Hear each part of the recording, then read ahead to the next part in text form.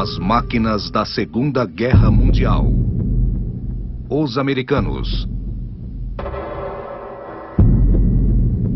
7º episódio. Cães do Inferno. Primeiro ato. Os Yankees estão chegando.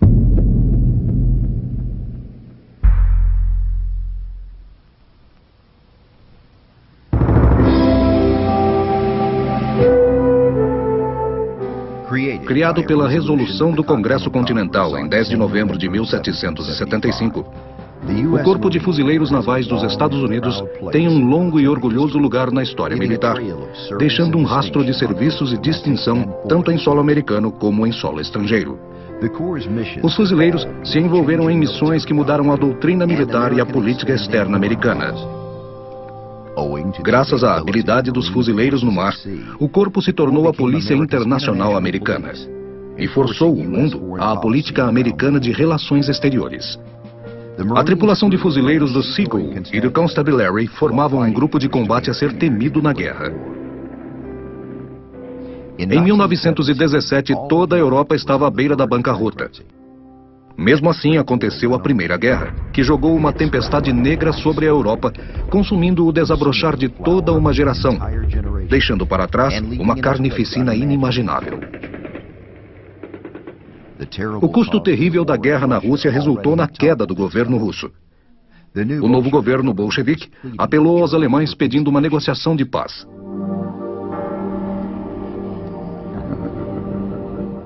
Em junho de 1918, exaustos pelos quase 4 anos de guerra e praticamente derrotadas, as forças aliadas do hemisfério ocidental na Primeira Guerra Mundial concentraram um resto de esperança na seguinte notícia: os Yankees estão chegando.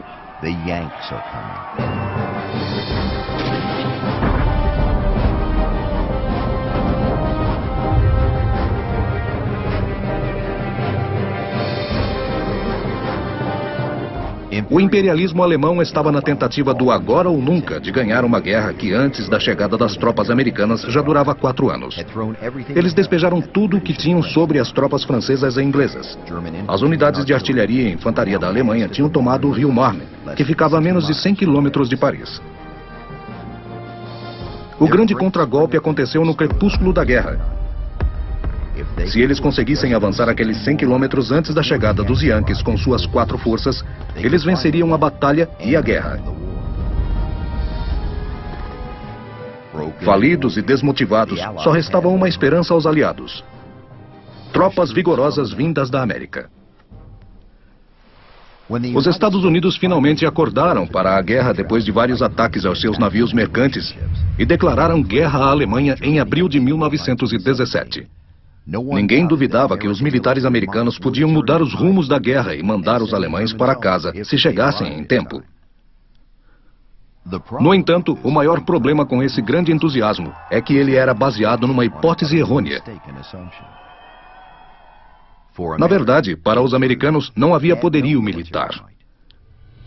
Em abril de 1916, os Estados Unidos estavam muito mal preparados para irem à guerra. Classificados em 17º no ranking mundial, não tinham experiência em operações de larga escala desde as guerras indígenas 52 anos antes. Não possuíam equipamentos modernos, apenas uma artilharia de médio alcance. No entanto, em junho de 1917, o comandante da Força Expedicionária Americana, Major-General John Pershing, chega à França. O exército americano tinha pouco mais de 135 mil soldados. O corpo de fuzileiros americanos tinha apenas algumas centenas de homens. Essas tropas não tinham sido organizadas ou treinadas para combate e não tinham os suprimentos mais básicos quando a guerra foi declarada. O exército lutou para achar armas suficientes para cada recruta, até mesmo para treinamento. Quando os soldados do exército e os fuzileiros chegaram à França, tiveram de se juntar em divisões de combate. Os jovens e inexperientes estavam querendo mostrar serviço, e as chances deles logo iriam aparecer. Com o avanço dos alemães sobre Marne, nas adjacências de Château-Thierry, o general Pershing recebeu ordens do comando aliado para que ele passasse a 2ª e 3ª divisões para o comando dos franceses na área da resistência francesa. A segunda divisão abrangia 2 brigadas, uma do exército e outra de fuzileiros, num total de 260 mil homens. Viajaram dia e noite em caminhões para atingir seu objetivo. No dia 1º de junho, a segunda divisão, liderada pelo capitão Lloyd Williams, avançou várias posições ao norte da vila de Luz-le-Bocage, próximo à floresta de Belleau. Então, os comandantes franceses o aconselharam a voltar, dizendo que ele tinha ido longe demais. O capitão Williams retrucou: voltar? Jamais. Acabamos de chegar aqui. Os fuzileiros formaram uma linha em Luz-le-Bocage e adjacências. O 2º batalhão do 5º grupo de fuzileiros alcançou o lado ocidental da ilha de frente, junto com o 6º grupo de fuzileiros navais no leste. Nos dias 2 e 3 de junho, enquanto os fuzileiros esporadicamente trocavam tiros de longo alcance contra alguns líderes da força alemã, a divisão 237 alemã ocupava a floresta de Belleau. A floresta de Belleau, que fica numa reserva de mel próxima a Château-Thierry, era uma floresta bem cuidada, com um pouco de vegetação rasteira. Suas árvores, a maioria com menos de 15 centímetros de diâmetro, eram tão agrupadas que a visibilidade dentro da floresta era limitada. Era o lugar perfeito para o exército alemão assumir posições de defesa e se fortalecer numericamente. No dia 4 de junho, os alemães atacaram o flanco esquerdo das linhas americanas desde a floresta de Belleau, em direção ao norte, numa batalha contra os fuzileiros da 2ª e 5ª divisões. Com o apoio das metralhadoras e da artilharia, os fuzileiros rechaçaram o ataque alemão. No dia seguinte, o comando francês ordenou que os franceses conquistassem a floresta de Belleau. A inteligência aliada informou que os alemães só controlavam uma pequena parte da floresta. A 4ª Brigada de Fuzileiros e a 2ª Divisão entraram e dominaram os alemães. Os fuzileiros estavam tão ansiosos para atacar os alemães que às 3 horas e 45 minutos do dia 6 de junho, quando o comandante dos fuzileiros da 1ª e da 5ª ordenou o ataque, muitos já estavam metros à frente e se movendo com o dobro de velocidade dos outros. À medida em que os fuzileiros se dirigiam para a batalha em campo aberto com suas divisões na floresta, recebiam o contragolpe da artilharia alemã, posicionadas entre as árvores. O capitão George Hamilton, comandante da 49ª Companhia de Fuzileiros, gritava com seus comandados para que entrassem rapidamente na floresta. Quando as tropas de fuzileiros entraram, eles partiram para a batalha, segurando suas baionetas. As tropas alemãs, atônitas com a velocidade do ataque, apelidaram os fuzileiros de Cães do Inferno. A maior parte das tropas do Kaiser se rendeu na hora, mas 3 equipes de metralhadora a oeste continuavam sua batalha contra os fuzileiros e os impediam de controlar totalmente a floresta. Como não podiam ver o que se passava entre os vãos estreitos, observadores tinham de confiar em seus ouvidos e na palavra daqueles que saíam da mata. Uma por uma, as armas alemãs foram silenciadas. Mensageiros voltavam da floresta trazendo bilhetes dos líderes para os comandantes do QG dizendo que os alvos haviam sido tomados. À medida em que as metralhadoras eram silenciadas, os feridos e sobreviventes da batalha eram reunidos e levados para as trincheiras americanas. Graças ao jeito em que avançaram pelo campo aberto, as baixas de fuzileiros naquele 6 de junho de 1918 foram as mais altas da história do grupo. 1.087 fuzileiros foram mortos ou feridos em um único dia de combate. A batalha por Belleau continuou por quase todo o mês de junho. Para os fuzileiros que lá lutaram e para aqueles que vestiram os mesmos uniformes depois deles, aquele foi um dos momentos de maior orgulho da corporação e que mostrou aos alemães que os americanos estavam prontos para lutar. Após 4 anos de guerra que dizimou o exército do czar, centenas de italianos e romenos desmoralizaram os franceses e, ao final, negaram aos britânicos uma vitória nítida. Os alemães agora eram confrontados por um exército com tantos soldados que era impossível contá-los, pois parecia que brotavam do chão.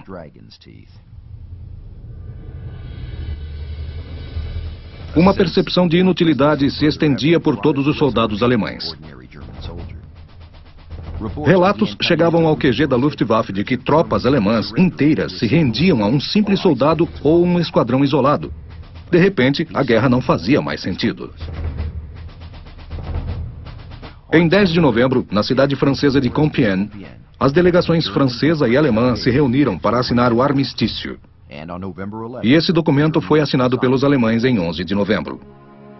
O presidente Wilson, diante do Congresso, coisa que pouco fazia e na frente de todos, disse: as nações vitoriosas vão instalar a paz no mundo. Nas trincheiras, as tropas americanas lutavam até os últimos minutos. O general Pershing estava desapontado por não ter sido capaz de ganhar a guerra dentro da Alemanha. Mas às 11 da noite, quando o armistício começou oficialmente, os soldados e oficiais alemães se desfizeram de suas armas. A Primeira Guerra Mundial tinha acabado.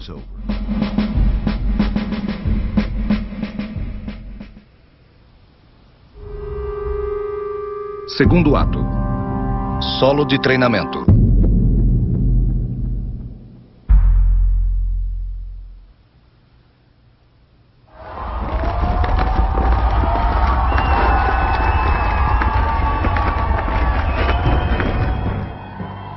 Após a Primeira Guerra Mundial, os fuzileiros estavam novamente em combate, agora na América Central como força policial. Essas ações ficariam conhecidas como a Guerra das Bananas, devido ao principal produto de exportação desses países e os prêmios recebidos em inúmeras insurreições e operações de guerrilha durante esse período. Sob a liderança do comandante John LeJeune, a Corporação de Fuzileiros começou a desenvolver técnicas anfíbias que seriam muito eficazes na Segunda Guerra Mundial. Muitos oficiais, incluindo o tenente-coronel Earl Hancock Pitt Ellis, previram a guerra no Pacífico contra o Japão e tomaram precauções contra tal conflito. Enquanto estacionado na China, o tenente-coronel Victor Krulak observou técnicas anfíbias das tropas japonesas em 1937.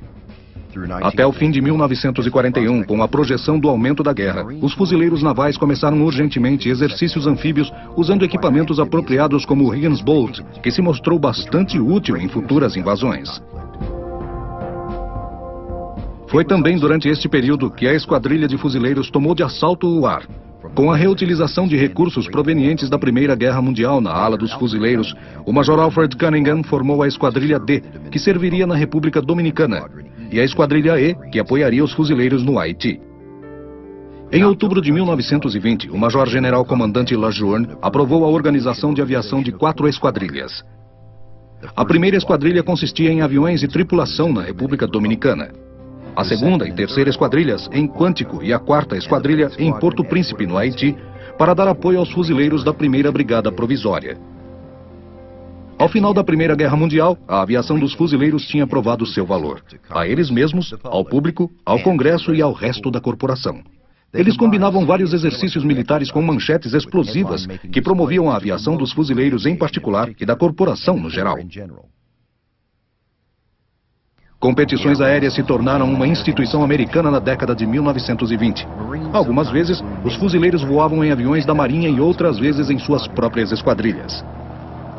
Um participante primordial na formação era o tenente C.F. Schilt, que pilotou aviões da Marinha e ficou em segundo lugar na renomada competição de corrida de aviões Schneider Cup em 1926.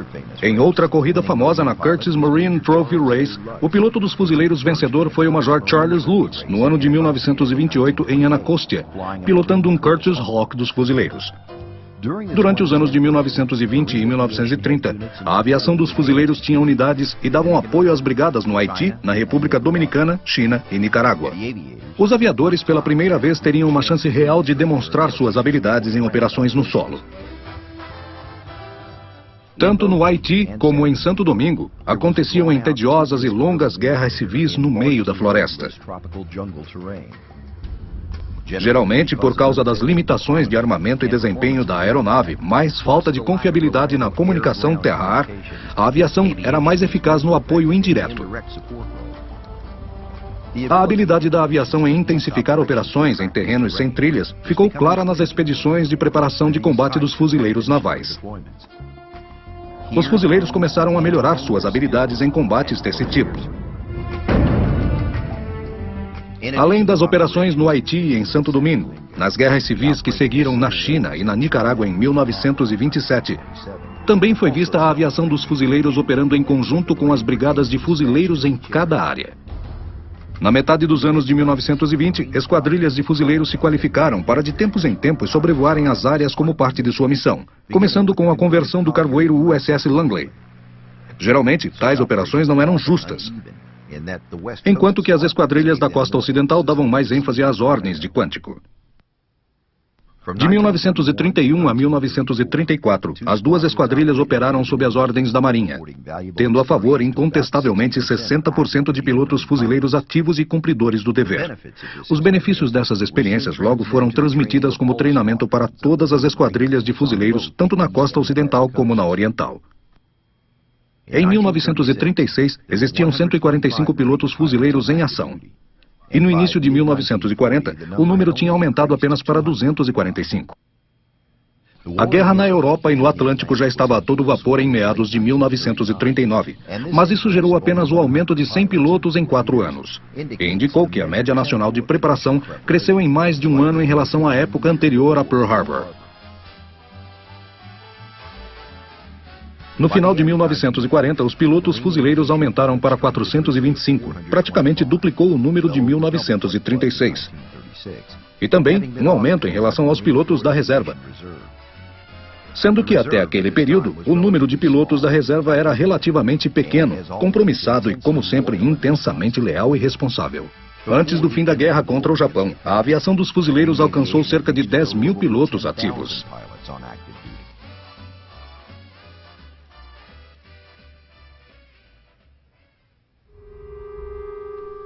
Terceiro ato. Ataque surpresa.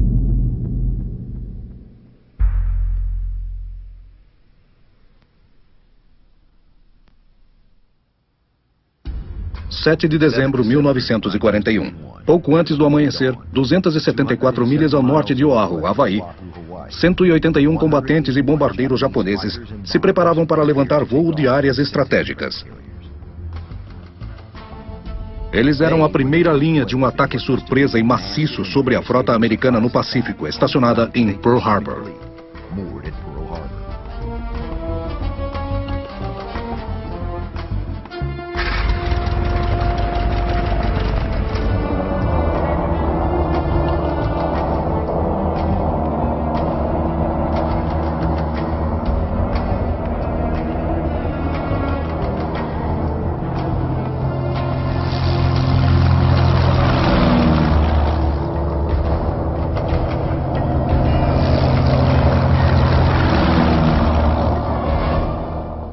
Quando a força de ataque já estava dentro do porto, é que os códigos de guerra Tora, Tora, Tora, Tigre, Tigre, Tigre foram acionados.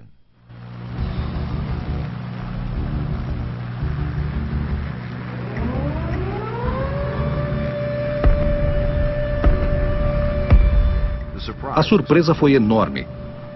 Os ataques dos aviões vieram em duas ondas. A primeira etapa às 7 horas e 53 minutos e a segunda às 8 horas e 25. Os americanos, pegos de surpresa, responderam o mais rápido que puderam. Os primeiros tiros foram disparados de postos de vigilância e por homens nas baterias antiaéreas e que na verdade não estavam resultando em nada, pois todo o contra-ataque estava sendo mal feito.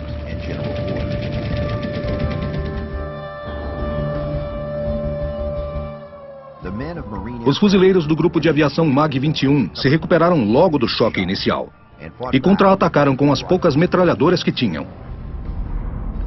Armas eram recuperadas de aviões danificados e montadas apressadamente em lugares improvisados. Um navio bombardeiro de retaguarda era tripulado para aumentar o volume da bateria antiaérea. Às 8 horas e 35 minutos, 2 caças japoneses decolaram e lançaram bombas de fragmentação sobre os fuzileiros.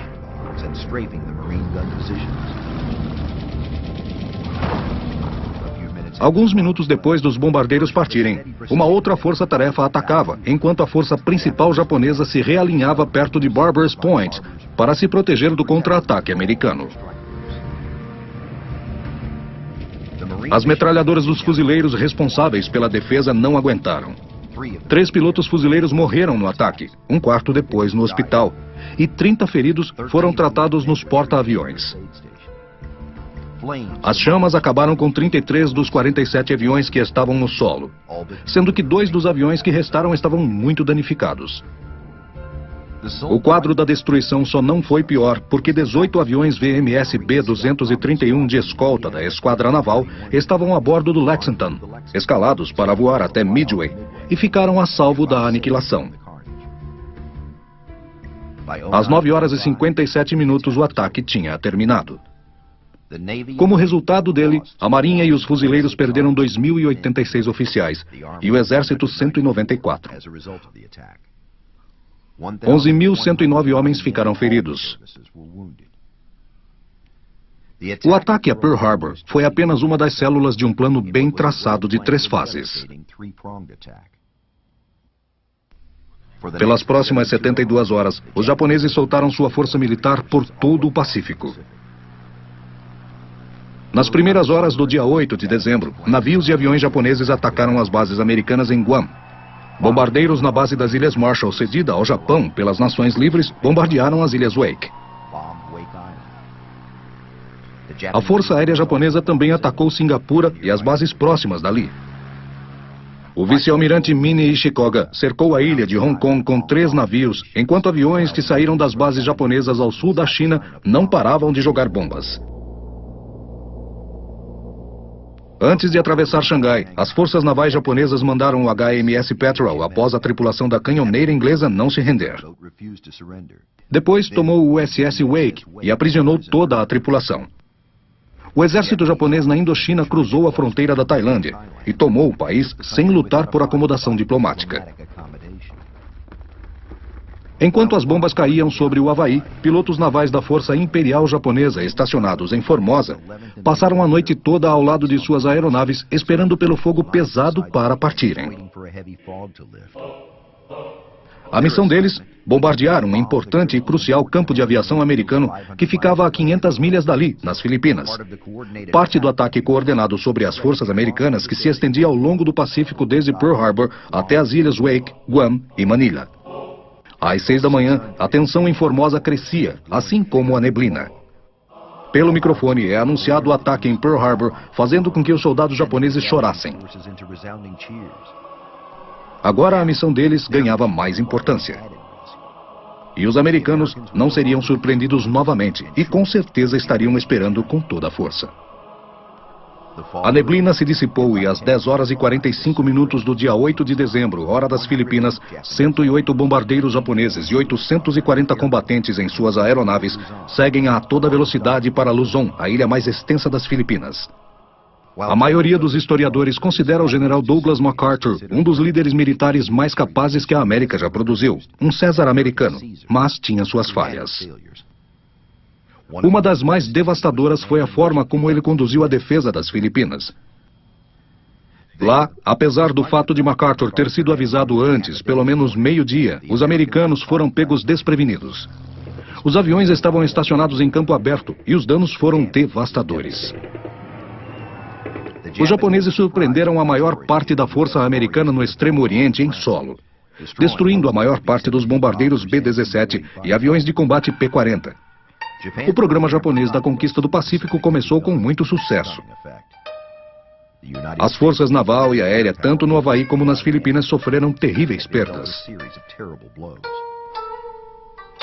Guam tinha sido destruída e após a meia-noite de 10 de dezembro, cerca de 5.400 soldados e fuzileiros japoneses desembarcaram na costa. Ao amanhecer, chegaram ao palácio do governo e abriram fogo.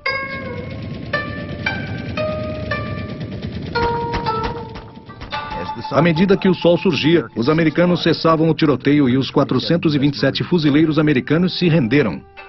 Wake seria a próxima. Quarto ato. Envie-nos mais japas.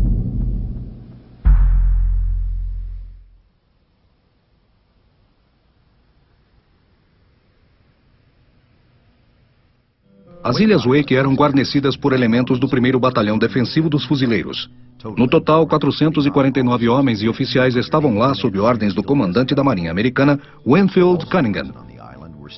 Estavam também presentes na ilha 68 marinheiros e cerca de 1.221 trabalhadores civis. O primeiro ataque em Wake foi um pouco antes do meio-dia, no mesmo dia do ataque a Pearl Harbor. Ao ouvir sobre o ataque pelo rádio, o comandante da ilha mandou acionar o alarme. Os fuzileiros pegaram seus rifles e 4 Wildcats e saíram em patrulha.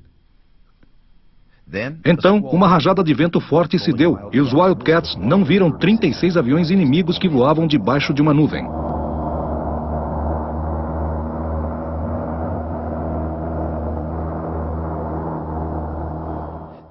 Os japoneses atacaram com fúria e explodiram 7 aviões de combate ainda no solo.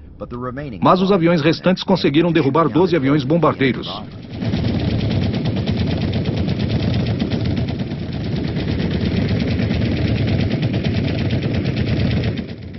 Pouco depois da meia-noite do dia 11 de dezembro, já no horizonte, os japoneses podiam ser vistos. Ao amanhecer, a invasão japonesa se deu por completa.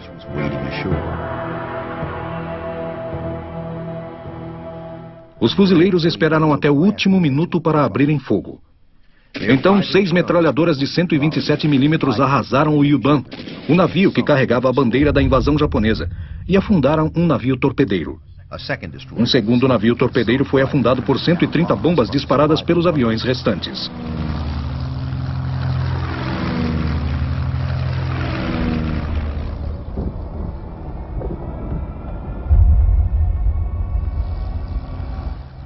Nos 45 minutos de batalha, uma centena de fuzileiros barrou e fez voltar uma frota inteira de ataque japonesa. As forças restantes japonesas deram meia volta e rumaram para suas bases.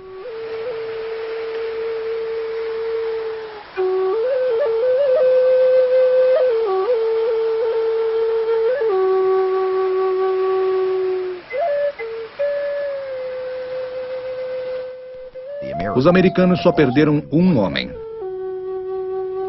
Pela primeira vez desde o início da guerra, os japoneses se deram por vencidos. O ataque em Wake foi uma das derrotas mais humilhantes para a Marinha Imperial Japonesa durante a guerra. Mas eles voltariam com mais força. E eles realmente voltaram, e cresciam em número dia e noite. Desta forma, a Marinha e a Força Aérea Japonesa atacaram brutalmente as Ilhas Wake. Enquanto os fuzileiros se refaziam e armavam novamente as defesas, os japoneses voltavam, jogando bombas e disparando as metralhadoras sem parar.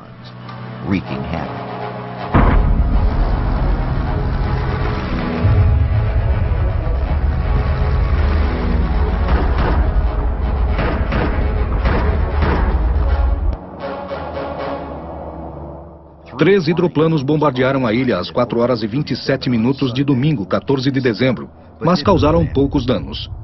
Os fuzileiros, marinheiros e operários civis residentes na ilha puderam fazer seu trabalho diário e ainda melhorar a defesa. A artilharia substituiu a camuflagem de folhas por uma nova. Até o fim da luta, a comunicação foi mantida com Pearl Harbor. Wake chamando Pearl Harbor. Pode falar. Uma expedição de assistência foi montada, mas como a Marinha estava muito abalada, a missão foi cancelada no último minuto. Finalmente, Pearl Harbor se comunicou com Wake e perguntou: em que nós podemos ajudar? E uma das mensagens enviadas de Wake para Pearl Harbor dizia: nos mande mais japoneses. Por volta das 2:30 da manhã do dia 21 de dezembro, fuzileiros em pontos estratégicos de Wake detectaram 2 barcos de patrulha que a princípio pareciam apenas sombras. Os 2 barcos aportaram devagar nos corais. A infantaria japonesa saiu sorrateiramente na superfície lutando contra a maré, pois queriam ficar escondidos. Os fuzileiros mantiveram a posição até a unidade japonesa se aproximar bem da zona de ataque e das granadas. Fuzileiros e japoneses logo estavam lutando frente a frente. Outra força especial de abordagem terrestre seguiu para o oeste, onde as metralhadoras de 127 milímetros haviam dado conta dos japoneses no dia 11. Eles caíram no fogo pesado da metralhadora número 9, uma bem camuflada metralhadora calibre 50, que deu cabo das tropas que tentaram passar por ali. Os japoneses conseguiram adentrar na área triangular que fazia fronteira com um cume de observação, a praia e o lado sul da base aérea. Com poucos homens e poucas armas, os fuzileiros lutaram mesmo assim. Dos 409 fuzileiros que mantinham a defesa de Wake, 49 foram mortos. 32 feridos e os demais tornaram-se prisioneiros de guerra. Entre os civis envolvidos nas construções das ilhas Wake, 7 foram mortos e 12 feridos. A defesa de Wake em 1941 tinha sido um dos raros momentos brilhantes durante os primeiros meses da guerra no Pacífico. Isso deu aos americanos um senso de heroísmo em um momento em que se precisava muito de heróis.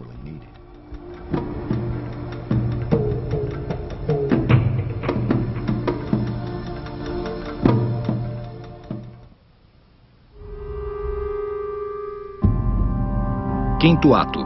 Sem mãe, sem pai, sem o tio Sam.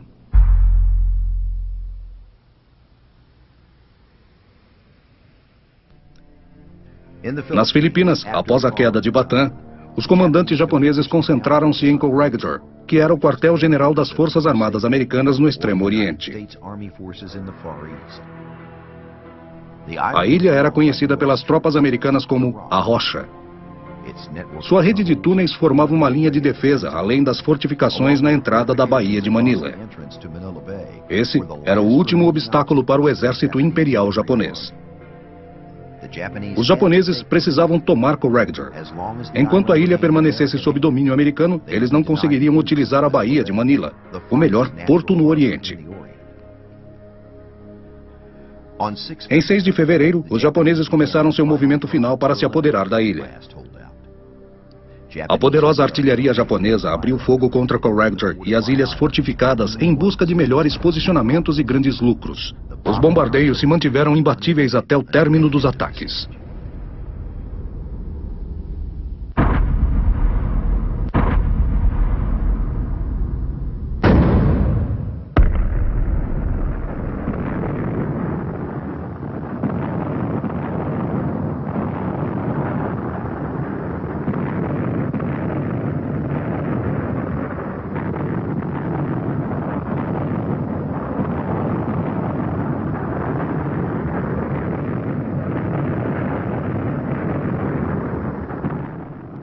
Após 24 de março, a estratégia de ataque do exército imperial japonês foi a seguinte: atacar 24 horas para não dar descanso aos defensores. Os japoneses conduziam ataques de 25 a 30 minutos de intervalo durante a noite e forçavam os americanos a usarem o seu canhão apelidado de Insônia Charlie. O dirigível que ficava passando por cima de Bataan foi apelidado de Peeping Tom, uma gíria para voyeur. No auge do bombardeio, os fuzileiros, soldados e filipinos combinaram forças por causa da deficiência do suprimento de comida. Os defensores sobreviviam com apenas 850 gramas de alimentos por dia. A água potável era distribuída apenas 2 vezes. O constante bombardeio frequentemente interrompia a distribuição. Quando os bombardeios matavam as mulas da cavalaria, eles cozinhavam as carcaças e as comiam. A falta contínua de uma alimentação apropriada gerou grandes problemas para a saúde dos fuzileiros. Eles eram afetados pela falta de memória e não tinham mais visão noturna adequada. Alguns fuzileiros perderam cerca de 18 quilos durante os bombardeios. Em 27 de março, Wainwright telegrafou para MacArthur, que estava na Austrália, para informar que os alimentos só durariam até junho. Ele pediu mais suprimentos ao general. E informou também: com comida e munição suficiente, acredito que podemos segurar o inimigo onde ele está por tempo indeterminado. Embora a comida fosse escassa em Corregidor, sobravam munições. O general Wainwright escreveu: nossas bandeiras ainda hastiam nesse forte. E acrescentou em suas memórias: é meu desejo que continue assim. O bombardeio e as granadas continuavam caindo sem parar.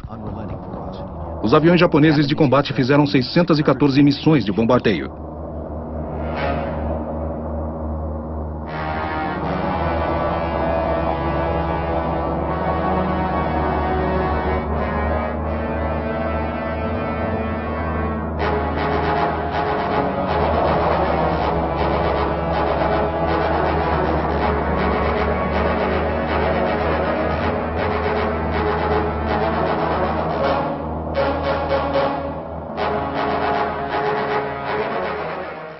Com o bombardeio aéreo, os japoneses usaram todo tipo de artilharia que puderam. Era um massacre contra Corregidor, dia e noite. As estimativas apontavam que somente no dia 4 de maio foram lançadas mais de 16 mil bombas sobre Corregidor. Após 28 de abril, houve um bombardeio aéreo concentrado das forças japonesas com o apoio da artilharia terrestre em Bataan, de 1º até 5 de maio de 1942. Houve uma operação de desembarque. A ocupação inicial de 790 soldados japoneses não foi boa, pois eles foram surpreendidos pelo ataque feroz das resistências americana e filipinas, que atacaram a frota japonesa com metralhadoras de 37 milímetros.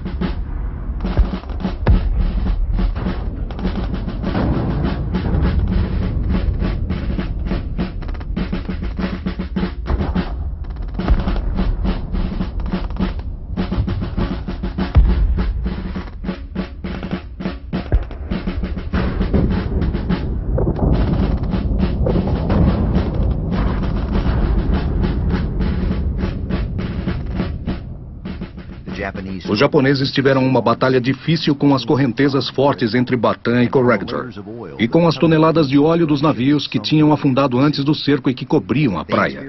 Também tiveram grande dificuldade em desembarcar os homens e os equipamentos. Contudo, as centenas de japoneses da infantaria que estavam carregando lançadores de granada de 50 milímetros e armas químicas forçaram os defensores a saírem da praia. Iniciou-se então um contra-ataque para remover os japoneses da bateria de Denver. Esse foi o local onde se deu o confronto mais pesado entre as duas frentes. Praticamente cara a cara. Alguns reforços chegaram até a frente de batalha dos fuzileiros, mas a guerra tornou-se um duelo de granadas obsoletas da Primeira Guerra Mundial contra os precisos lança-granadas japoneses. Sem novos reforços, os fuzileiros perderiam a batalha rapidamente. Em 13 de abril foram convocados 500 fuzileiros, marinheiros e soldados, os últimos reservistas do 4º Batalhão. Eles tentaram chegar ao campo de batalha o mais rápido possível, mas vários atiradores japoneses de elite atacavam por trás, dificultando a movimentação até as frentes de batalha. Os japoneses também tinham problemas. Diversos carregamentos de munição nunca chegaram. Então, vários ataques e contra-ataques tiveram de ser feitos somente com as baionetas.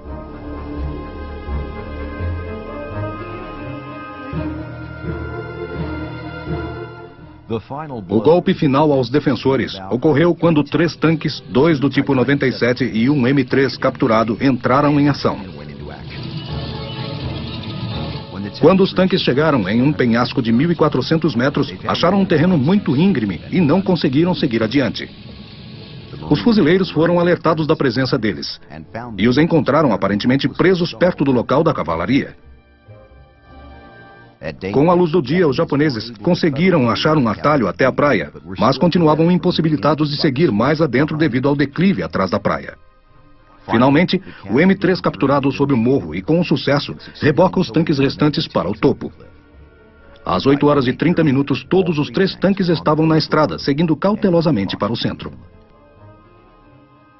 Às 9 horas, o atirador Sargento Mercúrio informou às equipes do túnel Melinta, um quartel estabelecido no interior da ilha, que o inimigo blindado seguia em sua direção. Às 10 horas da manhã, os fuzileiros que estavam nas praias do norte observavam os japoneses atacarem com seus tanques, que se movimentavam em conjunto com a artilharia leve. Os fuzileiros dispararam nos tanques com metralhadoras, mas sem efeito, e apenas assistiram indefesos aos japoneses conquistarem as posições americanas. Os fuzileiros não tinham nada mais pesado para contra-atacar, só contavam com as armas automáticas para enfrentar os tanques. No início, o poderio inimigo gerou pânico, mas os fuzileiros, marinheiros e oficiais restantes logo controlaram a ansiedade. Os tanques moviam-se para o norte junto com a divisão do coronel Sato, que vai mostrando a posição dos fuzileiros. Os tanques atacam as posições dos fuzileiros, derrubando-os um por um. Finalmente, Williams ordena a retirada das tropas para novas posições nas proximidades da montanha de Malinta. Com a retirada do 1º e 4º batalhões, os japoneses disparam o sinalizador verde, alertando a artilharia de Bataan para redobrar o fogo, e toda a resistência remanescente dos 2 batalhões cessa. Homens conseguem chegar à retaguarda em pequenos grupos e começam a armar trincheiras de concreto na montanha de Malinta. A artilharia japonesa varre a área desde o morro até a bateria Denver e volta a fazer isso várias vezes. Em 30 minutos, restam apenas 150 homens para defender a frente. Os japoneses atacavam agressivamente a retirada e moviam-se com seus tanques a apenas 275 metros do flanco americano.